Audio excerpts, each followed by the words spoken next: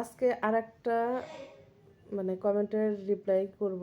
সেটা হচ্ছে, আমি বেশ কিছুদিন আগে একটা ভিডিও বানাইছিলাম। সেটা হচ্ছে মায়ের হচ্ছে ইফেক্টগুলো দিয়ে। তো আসলে অনেকে তো বোঝে না, জানে না, ডিরেক্টলি জিজ্ঞেস না করে পুরা আমার এলাকা সুদ্ধা ছড়াইয়া দিছে, যে বাইরের কেউ না, আমার ফ্যামিলির মানুষই হয়তো বা, আমার যেটা ধারণা হয়েছে। তো ওনারা জানে না, আমার মানে বাহিরের মানুষগুলো এই আলোচনা করছে আর কি, ফ্যামিলি থেকে শুরু করে। তো বলছে যে আমাকে নাকি আমার হাজব্যান্ড অনেক মারছে, মায়েরা জায়গা জায়গা জখম বানিয়ে দিছে, জখম বানানোর কারণে আমি নাকি বাসা ছেড়ে চলে গেছি।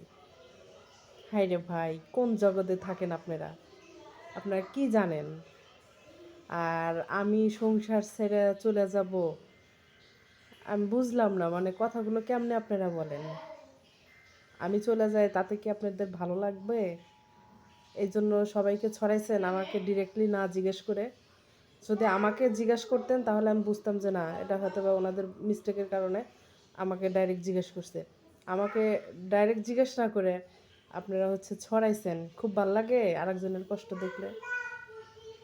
আসলে আমার তখন ওর সাথে আমার কোনো প্রকারের কোনো কিছু নিয়েই ঝগড়া না।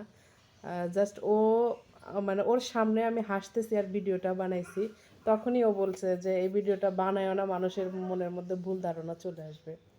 তো এই যে একটা ভাইয়া আমার আমি যখন ওই ভিডিওটা ছাড়ি তখন এই ভাইয়াটা কমেন্ট করছে যে গাজীপুরে আসেন, একটা জবের ব্যবস্থা করেন। ভাইরে ভাই, আলহামদুলিল্লাহ আলহামদুলিল্লাহ আলহামদুলিল্লাহ, গর্বে গর্ব করে বলার ওরকম কিছু না। তারপরে হচ্ছে গর্ব করেও বলতেছি যে আমার জব করে খাইতে হয় না ভাই। কারণ আলহামদুলিল্লাহ আমার হাজব্যান্ড ভালো একটা চাকরি করে, আর ভালো একটা ও স্যালারিও পায়।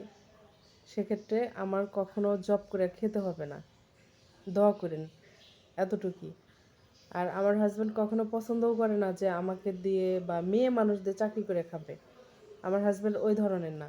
কারণ আমার বিয়ে হয়েছে অনেক বছর ধরা, ও কোনো দিন আমাকে জবের কথা বলে না। আমি যদি বলি শখ করে যে বাসায় থাকি, বোর লাগে, ভাল লাগে না, আমি যে কোনো একটা চাকরি করি, ও কখনোই পছন্দ করে না।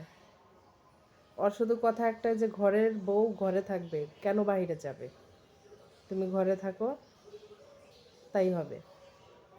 তাহলে আমাকে কেন চাকরি করাবে বলেন? আর একটাই কথা বলবো যে আসলে মানুষের নামে মানুষের গীবত গাওয়াটা বন্ধ করেন, ভালো হবে।